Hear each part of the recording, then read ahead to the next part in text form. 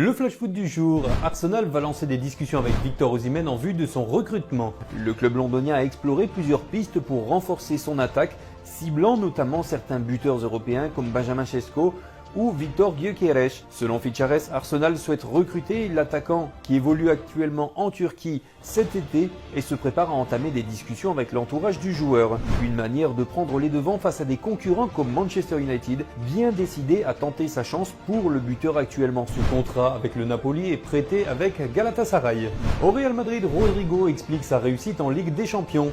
Je dis souvent que c'est une compétition que j'adore, a confié le Brésilien au site de l'UEFA. Je me suis toujours bien comporté dans cette compétition, marquer des buts, délivrer des passes décisives, aider mon équipe d'une manière ou d'une autre et produire de bonnes performances. Je pense que c'est une compétition spéciale pour moi, dans laquelle les choses se passent généralement bien. Tout ce que je fais finit par bien se dérouler, a-t-il déclaré. Le merengue aborde le match retour de mercredi avec confiance. À Manchester United, Ratcliffe soutient Amorim. L'actionnaire des Red Devils estime que le Portugais s'en sort bien avec les joueurs à sa disposition. Pour être honnête, si je regarde l'effectif dont dispose Ruben, je pense qu'il fait vraiment du bon travail, a confié le Britannique à la BBC. Je pense que Ruben est un jeune manager exceptionnel, je le crois vraiment. C'est un excellent entraîneur et je suis persuadé qu'il restera longtemps. On commence à avoir un aperçu de ce qu'il peut produire, a-t-il déclaré. Sélection brésilienne, un coup dur pourrait s'abattre sur Neymar. Alors que sa blessure semblait bénigne, la gêne à la cuisse gauche ressentie par Neymar pourrait être plus préoccupante que prévu,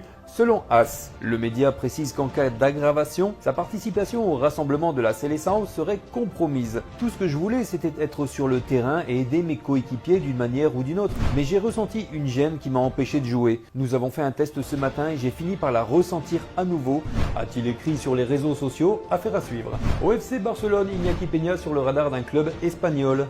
Le natif d'Alicante aurait exprimé son désir de retrouver Galatasaray. Si l'on ne sait pas encore comment le club turc a réagi à cette déclaration, un autre club de la Liga s'intéresse déjà au portier espagnol. Selon les informations de Fichares, le FC Séville, en quête de renfort pour son effectif, a coché le nom de Peña. Une proposition qui pourrait séduire le principal intéressé désireux de se relancer. Le Real Madrid veut recruter un crack valorisé à 80 millions d'euros. Selon Chaos Offside, les merengues souhaiteraient s'attacher les services d'Enzo Fernandez, milieu de terrain de Chelsea.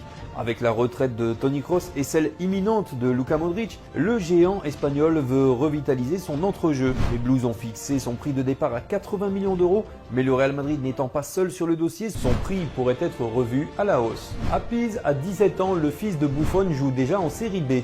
Luis Buffon a disputé ses premières minutes en professionnel, entrant à la 84e minute lors d'un match contre la Spezia. L'attaquant de 17 ans, qui a inscrit 6 buts en 20 rencontres avec l'équipe réserve de Pise, montre déjà un grand potentiel selon la presse locale. En plus de sa carrière en club, il s'est récemment fait remarquer en rejoignant la sélection des moins de 18 ans de la République tchèque, pays d'origine de sa mère.